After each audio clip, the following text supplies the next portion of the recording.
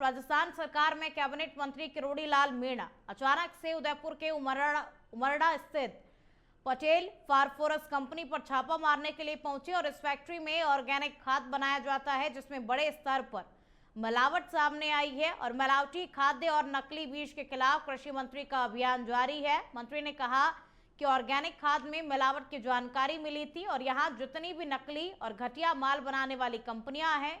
उनके सैंपल लेकर के टेस्ट करवाएंगे और उसके बाद में यदि कुछ भी गलत पाया जाता है तो उन कंपनियों पर कार्रवाई भी की जाएगी, क्योंकि पिछले हम कुछ दिनों से देख रहे हैं कि लगातार किरोड़ी लाल मीणा जो हैं वो एक्शन मोड में नजर आ रहे हैं। पहले नकली बीज को लेकर के उन्होंने कुछ कंपनियों को सील करवाया, उन कंपनियों पर, उन फैक्ट्रियों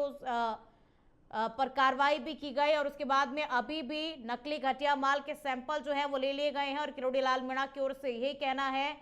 कि इन सैंपल को लेकर के टेस्ट करवाएंगे और यदि कुछ भी गलत पाया जाता है तो कार्रवाई की जाएगी। फॉस्केम लिमिटेड,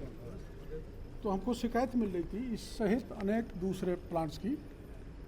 कि जो अपना एसएसपी बनाया जा रहा है जिसको सरकार प्रमोट कर रही है, 50 किलो के बैग पर इनको 388 रुपये की सब्सिडी भारत सरकार देती है। भारत सरकार देती है इसलिए ये डीएपी का अल्टरनेटिव बने,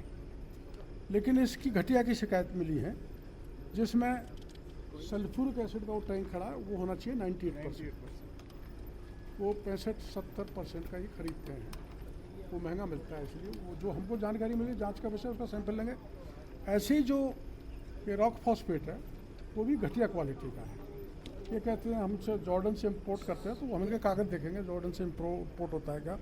वो घटिया यूज करते हैं।